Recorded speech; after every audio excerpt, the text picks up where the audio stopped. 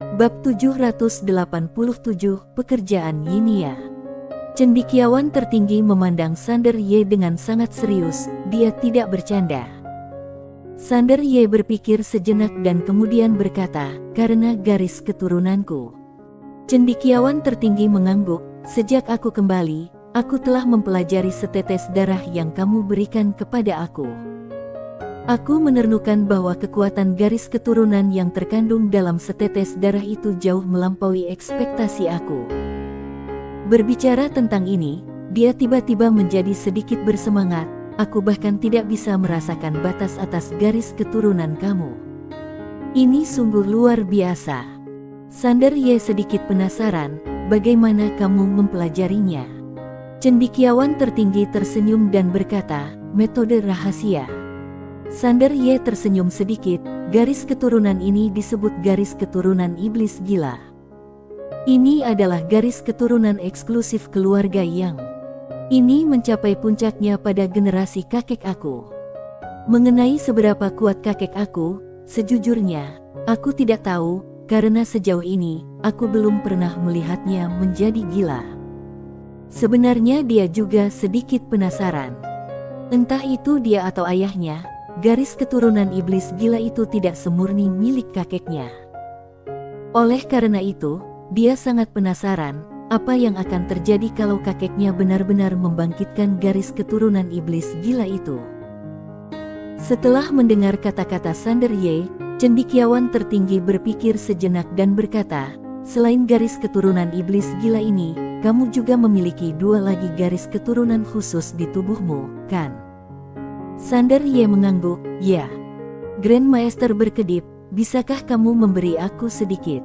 Sander Ye tersenyum dan berkata, oke. Setelah mengatakan itu, dia menunjuk dan dua tetes darah perlahan mengalir ke cendekiawan tertinggi. Dua tetes esensi dan darah mengandung kekuatan manusia dan kekuatan Yan Huang. Ketika dia melihat dua tetes sari darah ini, mata cendekiawan tertinggi tiba-tiba berbinar. Dia segera mengeluarkan botol giok putih dan dengan hati-hati mengisi kedua tetes sari darah tersebut. Sander Ye tiba-tiba berkata, cendekiawan tertinggi, bisakah kamu memberitahu kami tentang peradaban Asura? Aku sangat ingin tahu tentang peradaban kamu. Cendekiawan tertinggi tersenyum dan berkata, nama asli aku Sinyu, panggil saja aku Sinyu. Sander Ye mengangguk, oke. Sinyu berkata, peradaban Asura dimulai 12 miliar tahun yang lalu. Pada saat itu, Raja Asura pertama memperoleh beberapa peluang khusus, sehingga kekuatannya meningkat pesat. Akhirnya, dia memimpin rakyat kami untuk menciptakan peradaban Asura. Setelah itu, pada masa itu, peradaban Asura kita mulai menaklukkan alam semesta dan merambah peradaban alam semesta lainnya. Akibatnya, kekuatan peradaban kita berkembang pesat. Berbicara tentang ini, dia memandang Sander Ye dan berkata sambil tersenyum, sekarang, kami mengabdikan seluruh peradaban kami untuk menembus peradaban kosmik tingkat keempat. Sander Ye sedikit penasaran, menuju peradaban kosmik tingkat 4. Sinyu mengangguk, ya. Sander Ye terus bertanya, bagaimana membedakan peradaban tingkat ketiga dari peradaban kosmik tingkat keempat? Sinyu berpikir sejenak, lalu berkata, ada dua cara paling sederhana. Yang pertama adalah memiliki master tertinggi yang telah menciptakan jalan unik dalam peradaban ini. Sander Ye menggelengkan kepalanya, aku tahu peradaban hutan dan klan roh kuno membuka jalannya sendiri. Sinyu tiba-tiba tersenyum dan berkata, apakah Yugus yang telah mendapatkan warisan peradaban kosmik tingkat 4 dan membuka jalan yang unik? Sander Ye mengangguk. Sinyu menggelengkan kepalanya, dia palsu. Sander Ye tercengang. Sinyu menjelaskan, apa yang disebut menciptakan jalan sendirian, itu tidak hanya mengacu pada ranah, tapi menciptakan jalan Tao sendiri, dan itu juga harus menjadi jalan Tao yang sempurna. Levelnya bahkan belum melampaui jalan Tao, apalagi membuka jalan sendiri. Sander Ye terdiam. Tidak murni. Astaga. Setelah sekian lama, orang itu ternyata tidak murni. Tapi setelah memikirkannya, sepertinya normal. Bagaimanapun, pria itu memberinya perasaan yang sama sekali berbeda dari pemimpin sekte masa lalu. Bahkan sekarang, setiap kali dia memikirkan wanita itu, dia merasa sedikit tidak berdaya. Sinyu melanjutkan, ranah buat jalan sendiri, aku telah mempelajari ranah ini. Master di tingkat ini dapat melampaui jalan yang ada dan membuka jalan sendirian. Sederhananya, dia memiliki cara sendiri dalam berkultivasi dan tidak lagi mengikuti lintasan jalan Tao, dan jalur tersendiri juga terbagi menjadi kuat dan lemah, total terbagi menjadi 3 jenis. Tipe pertama adalah jalan yang dibuka oleh pihak lain sejajar dengan jalan Tao yang ada, dan tidak ada perbedaan antara superior dan inferior. Inilah yang kami sebut sebagai ranah Ping Tao. Berbicara tentang ini, dia berhenti sejenak dan melanjutkan, tipe kedua adalah menciptakan jalan yang jauh melebihi jalan Tao yang ada. Tingkat ini disebut ranah E Tao. Umumnya, peradaban kosmik dengan master tingkat ini setara dengan peradaban kosmik tingkat ketiga. Sander Ye sedikit penasaran, bagaimana dengan tipe ketiga? Sinyu berkata dengan suara yang serius, Kai Tao. Sander Ye sedikit penasaran, Kai Tao. Sinyu mengangguk, yang disebut Kai Tao berarti setelah dia membuka jalan sendirian, jalan ini telah selesai. Ini adalah jalan baru yang memungkinkan orang untuk berlatih dan mengikuti jalannya. Master dari tingkat ini, menurut alam semesta, kalau dia ingin membunuh seseorang, itu terlalu sederhana. Cukup satu kalimat saja. Kai Tao. Sander Ye terdiam. Dia sedikit tidak yakin apakah sekte masa lalu berada di ranah Kai Tao. Sinyu melanjutkan, peradaban Asura memiliki sejarah lebih dari 10 miliar tahun, tapi tidak ada seorang pun yang dapat mencapai ranah Kai Tao. Leluhur peradaban hutan terkuat hanya setengah langkah menuju ranah Kai Tao. Sander Ye memandang Sinyu dan berkata, Nona Sinyu, kamu baru saja mengatakan bahwa kalian akan meningkat ke peradaban kosmik tingkat keempat. Apakah karena leluhur peradaban hutan kamu akan mencapai ranah Kai Tao? Sinyu menggelengkan kepalanya, tidak. Sander Ye tercengang. Sinyu tersenyum dan berkata, bukankah aku baru saja mengatakan bahwa ada 2 cara untuk mencapai peradaban kosmik tingkat keempat? Cara kedua adalah teknologi. Kalau secara teknologi dapat mencapai alam semesta material, maka kami dapat memimpin seluruh peradaban untuk meningkat dan mencapai peradaban kosmik tingkat 4. Sander Ye tiba-tiba penasaran, alam semesta material. Sinyu mengangguk, kamu tahu tentang peradaban Tianxing, kan? Sander Ye mengangguk, ya. Sinyu berkata dengan suara yang serius, ketika mereka melenyapkan peradaban kosmik, mereka menggunakan api langit. Alasan kenapa api langit ini begitu menakutkan adalah karena dia dapat menguraikan materi alam semesta. Kemanapun dia melewatinya, segalanya berubah menjadi debu material, kembali ke keadaan paling primitif, bahkan jalan Tao pun bisa terhapus. Alam semesta material. Sander Ye terdiam, ada api langit di tubuhnya. Sejauh ini api langit tersebut tidak bergerak dan tidak dapat berkomunikasi, yang membuatnya sedikit tidak berdaya. Sinyu tiba-tiba berkata, kita butuh peluang sekarang. Selama masih ada peluang, peradaban dan teknologi kosmik kami dapat mencapai tingkat yang benar-benar baru. Sander Ye sedikit penasaran, bagaimana ceritanya? Sinyu tersenyum dan berkata, ribuan tahun yang lalu, kami secara tidak sengaja memperoleh huruf misterius. Huruf misterius itu berasal dari peradaban yang kuat. Aku telah mempelajarinya dan menemukan bahwa peradaban kosmik itu setidaknya merupakan peradaban kosmik tingkat 4. Setelah bertahun-tahun penelitian, aku perlahan-lahan mengungkap huruf itu dan mengetahui teknik kultivasi kuno darinya. Sayangnya, itu tidak lengkap, dan aku juga menemui beberapa masalah. Sander Ye tiba-tiba berkata, Nona Sinyu, peradaban penyihir sebelumnya, apakah mereka benar-benar peradaban kosmik tingkat 4? Sinyu mengangguk, ya. Sander Ye, Aku ingat kamu menolak kesepakatan dengan mereka. Sinyu mengangguk, aku tidak bisa menerima kondisi yang mereka ajukan dan aku tidak boleh menerimanya. Terlebih lagi, apa yang mereka sebut membantu orang lain untuk membuka jalan sendiri sebenarnya adalah bentuk palsu dari membuka jalan sendiri, bukan benar-benar membuka jalan sendiri. Setelah mengatakan ini, dia berhenti dan kemudian menatap Sander Ye. Niat peradaban penyihir ini tidak diketahui. Kamu harus berhati-hati saat melakukan kontak dengan mereka. Sander Ye mengangguk. Dia selalu waspada terhadap peradaban penyihir misterius itu. Peradaban tingkat ini pasti punya rencana, dan itu pasti sangat besar. Saat Sinyu hendak berbicara, seorang pemuda muncul di tempat kejadian.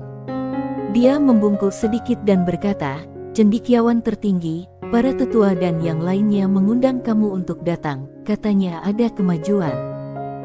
Mendengar ini, Sinyu segera berdiri. Dia menatap Sander Ye dan berkata sambil tersenyum, "Aku punya banyak buku di sini. Kamu dapat membacanya sesuka hati. Aku akan kembali cari kamu setelah aku selesai menangani masalah ini." Sander Ye tersenyum dan berkata, "Oke." Sinyu melambaikan tangannya, lalu berbalik dan pergi. Sander Ye menoleh untuk melihat Yinia di sampingnya. Yinia sedang menjilati manisan Hao. Saat dia melihat Sander Ye menatapnya, dia menyeringai. Sander Ye tersenyum, lalu dengan lembut mengusap kepala Yinia. "Apakah kamu suka membaca?" Yinia menggelengkan kepalanya. Sander Ye tersenyum dan berkata, "Kalau begitu aku akan mengajakmu bermain." Yinia mengangguk dengan cepat. Dia hanya suka bermain ketika dia keluar. Sander Ye meninggalkan akademi tertinggi dengan Yinia. Setelah bertanya-tanya, Sander Ye datang ke aula utama sambil berpikir. Setelah menyerahkan dua sumber leluhur lagi, keduanya memasuki aula lalu langit berbintang muncul di depan mereka berdua. Bintang-bintang tidak ada habisnya, seperti lautan. Lautan bintang. Ini adalah pemandangan peradaban Asura, dan tempat ini bukan berasal dari peradaban Asura. Ini adalah tempat rahasia khusus yang ditemukan oleh peradaban Asura di alam semesta. Belakangan, master tak tertandingi dari peradaban Asura memindahkannya ke sana. Tempat ini memiliki kekuatan bintang yang sangat kuat sehingga sangat cocok untuk berkultivasi. Tidak hanya itu, pemandangan di sini sangat indah, dan juga menjadi tempat yang wajib dikunjungi banyak orang untuk bersantai dan bermain. Sander Ye melihat sekeliling. Ada banyak pria dan wanita yang bergandengan tangan. Biarpun mereka semua adalah kultivator, tidak semua orang akan memilih untuk memusnahkan cinta ini. Sander Ye menoleh untuk melihat Yinia di sampingnya. Melihat Yinia tidak mengalami gejolak emosi, dia sedikit penasaran, bukankah di sini indah? Yinia berkedip dan tidak berkata apa-apa. Sander Ye tersenyum pahit, "Apakah kamu tidak tertarik dengan tempat ini?" Yinia menoleh dan melihat ke kejauhan, menjilat manisan Hao-nya, dan berkata dengan lembut, "Aku pernah melihat yang lebih indah." Sander Ye tiba-tiba penasaran, "Yang lebih indah?" Yinia mengangguk, "Ada banyak sekali bintang di tempat itu, dan warnanya berbeda-beda." "Sangat indah." Sander Ye bertanya, "Di mana?" Yinia menundukkan kepalanya sedikit dan berkata, "Sudah tidak ada lagi." Sander Ye tertegun, "Tidak ada lagi?" Yinia mengangguk, "Ya." Sander Ye bertanya, "Hancur?" Yinia mengangguk. Sander Ye ragu-ragu sejenak, lalu berkata, "Bukan kamu yang menghancurkannya, kan?" Yinia menjilat manisan Hao-nya dan berkata, "Tidak termasuk." Sander Ye tiba-tiba berkata dengan serius, "Yinia, apa yang kamu lakukan sebelumnya? Bisakah kamu memberitahuku?" Yinia menundukkan kepalanya sedikit dan berkata dengan lembut, "Pekerja." Sander Ye. Yinia menghela nafas dalam-dalam dan menambahkan, "Aku telah bekerja sejak aku masih belia. Aku hanya mendapat libur 1 tahun setiap 100 tahun. Terlebih lagi, aku sering harus bekerja lembur." Sander Ye. Bersambung. Bab 788, melakukan dosa. Pekerja penuh waktu. Sander Ye sedikit terkejut, karena dia tidak menyangka Yinia adalah pekerja. Dia tidak ragu dengan perkataan Yinia, karena setelah berhubungan dengannya selama periode ini, dia memiliki pemahaman tentang Yinia. Gadis ini tidak akan berbohong. Dia entah tidak bicara atau akan berkata jujur. Sander Ye memandang Yinia dan berkata sambil tersenyum, "Bukankah melelahkan bekerja?" Yinia buru-buru mengangguk dan berkata tanpa daya, "Aku sangat lelah dan bosan." Sander Ye tersenyum dan berkata, "Kalau begitu, undurkan diri." Yinia sedikit ragu. Sander Ye bertanya, "Oh, majikanmu sulit diajak bicara?" Yinia mengangguk. Sander Ye tersenyum dan berkata, "Tidak masalah, bawa aku ke sana ketika waktunya tiba, aku akan berbicara dengan majikanmu." Yinia tersenyum tipis dan tidak berkata apa-apa. Sander Ye tiba-tiba tersenyum dan berkata, "Ayo." Setelah mengatakan itu, dia menarik Yinia dan berjalan menuju kejauhan. Ternyata ribuan kaki dari mereka, ada lautan bintang. Lautan ini ada di bawah langit berbintang, dengan banyak sekali bintang yang bersinar seperti langit berbintang yang menggantung terbalik. Di lautan banyak sekali laki-laki dan perempuan yang sedang berperahu. Setelah menyerahkan dua sumber leluhur, Sander Ye dan Yinia naik perahu. Perahu itu tidak besar dan hanya bisa menampung dua orang. Sander Ye tiba-tiba rebahan, menopang kepalanya dengan tangannya, memandangi bintang-bintang yang tak berujung, hatinya damai seperti biasanya. Selama bertahun-tahun, dia telah melakukan perjalanan ke banyak alam semesta dan menemukan banyak pemandangan yang sangat indah, tapi dia jarang berhenti untuk melihat seperti yang dia lakukan hari ini. Dia sangat sibuk sepanjang waktu. Pada saat ini, Yinia tiba-tiba duduk di sebelah Sander Ye. Dia menjilat manisan Hao dan tidak berkata apa-apa. Sander Ye memandang Yinia dan berkata sambil tersenyum, "Apakah kamu punya mimpi?" Setelah memikirkannya sebentar, dia menggelengkan kepalanya. Sander Ye tertegun, "Tidak." Yinia mengangguk, "Ya." Sander Ye bingung, "Kenapa?" Yinia dengan lembut menjilat manisan Hao-nya, lalu berkata, "Kerja."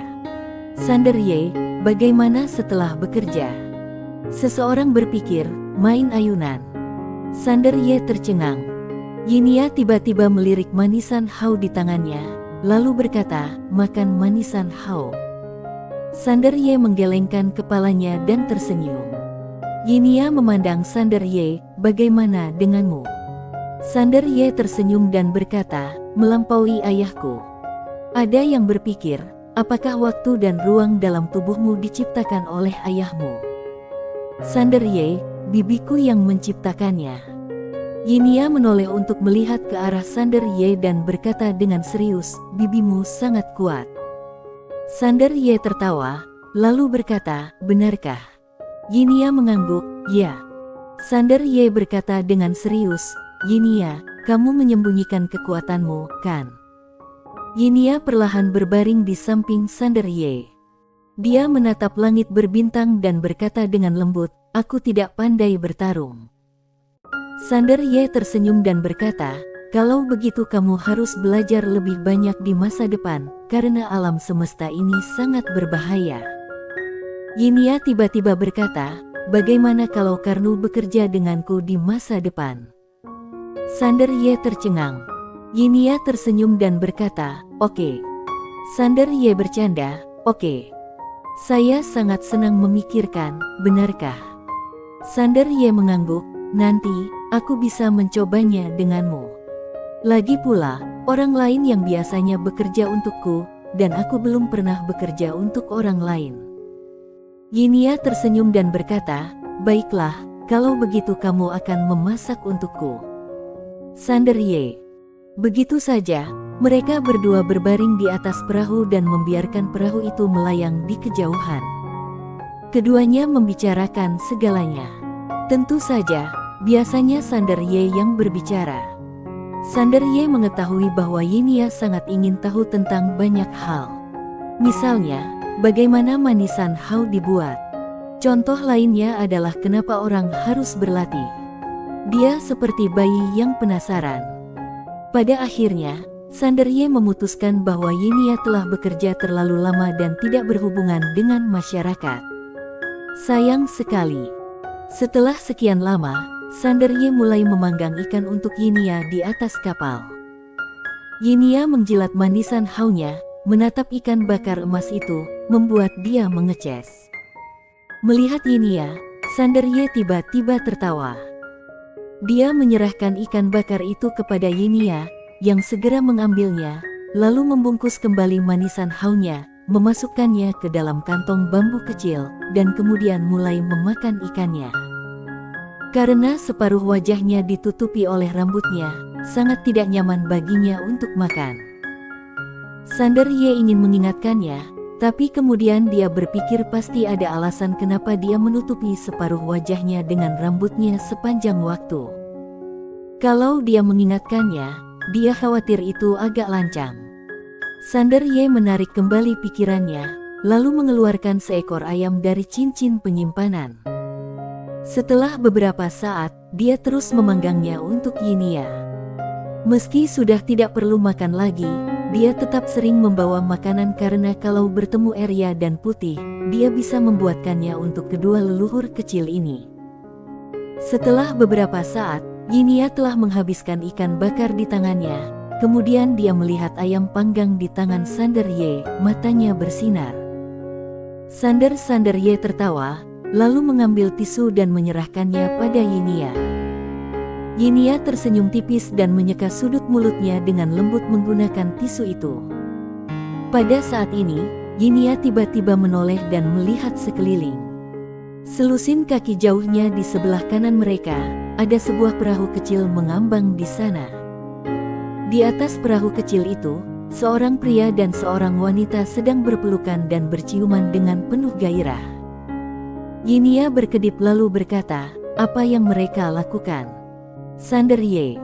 Melihat Sander Ye tidak menjawab, dia menoleh ke arah Sander Ye dengan rasa ingin tahu di wajahnya. Sander Ye berpikir sejenak dan kemudian berkata, "Mereka sedang bermain." Yinia bertanya, "Bermain apa?" Sander Ye. Pagoda kecil tiba-tiba berkata. Sander Ye. Yinia tersenyum dan berkata, "Halo, pagoda kecil." Biarpun dia pernah tinggal di pagoda kecil sebelumnya, pagoda kecil belum pernah berbicara dengannya. Pagoda kecil berkata, "Ya." Dia juga memiliki kesan yang baik terhadap Yinia, seorang gadis rumahan dan tidak memiliki niat buruk. Pada saat ini, Sander Ye dan Yinia tiba-tiba menoleh untuk melihat ke kanan pada saat yang sama, dan melihat tangan pria itu mulai tidak bisa diam dan meraba-raba ke atas dan ke bawah, dan nafas mereka berdua mulai terasa sedikit terengah-engah. Melihat adegan ini, wajah Sander Ye tiba-tiba menjadi gelap. Apakah peradaban Asura ini begitu terbuka? Yinia memandang pria dan wanita itu dengan rasa ingin tahu di wajahnya. Melihat pria dan wanita itu semakin bergairah, Sander Ye segera menarik Yinia, lalu bergetar dan menghilang bersamanya. Di pantai, mata Yinia penuh rasa ingin tahu. Sander Ye tertawa, "Ayo pergi." Setelah mengatakan itu, dia menarik Yinia dan berbalik untuk pergi. Begitu keduanya meninggalkan aula, Sander Ye tidak tahu apa yang dia rasakan. Pupilnya tiba-tiba menyusut. Pada saat yang sama, konsep pedang yang tak terhitung jumlahnya keluar dari tubuhnya. Tapi, pada saat konsep pedang yang tak terhitung jumlahnya muncul, ruang dan waktu di mana dia berada tiba-tiba menjadi terlarang. Dalam sekejap, Sander Ye berdua menghilang bersama dengan ruang dan waktu. Di Klantaya.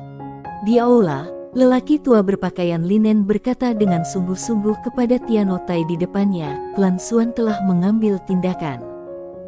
Tiano telah hanya berjalan perlahan menuju pintu aula utama. Orang tua berpakaian linen itu ragu-ragu sejenak, lalu berkata, "Apakah kita akan mengambil tindakan?" Tiano Tai dengan tenang berkata, alasan. Lelaki tua berpakaian linen itu terdiam. Alasan. Klan Xuan dapat mengambil tindakan terhadap Sander Ye, tapi klan Taya tidak dapat mengambil tindakan terhadap klan Xuan sesuka hati. Menyerang klan Xuan tanpa alasan dan bersikap tidak rasional saat ini pasti akan membuat jijik masyarakat peradaban Asura. Perlu kamu ketahui bahwa walaupun terdapat pergulatan internal dalam peradaban Asura, tapi dalam menghadapi pihak luar harus konsisten menghadapi dunia luar. Persatuan. Ini juga alasan kenapa peradaban Asura bisa menjadi begitu kuat. Tiano Tai tiba-tiba berkata, sudahkah kamu memberitahu cendekiawan tertinggi? Orang tua berpakaian linen berkata dengan sungguh-sungguh, cendekiawan tertinggi berada di area terlarang dan kami tidak bisa masuk. Terlebih lagi, para master dari klan Xuan menjaga di sana. Jelas, mereka takut seseorang akan memberitahu cendekiawan tertinggi. Tiano Taya berkata, temukan cara untuk memberitahu cendekiawan tertinggi. Klan Xuan telah merancang untuk menjebak klan Taya, jadi tentu saja kita tidak bisa membiarkan mereka nyaman. Orang tua berpakaian linen itu tiba-tiba berkata, kalau pemuda itu telah dibunuh. Tiano Tai perlahan menutup matanya, kalau begitu, itu tidak berguna lagi.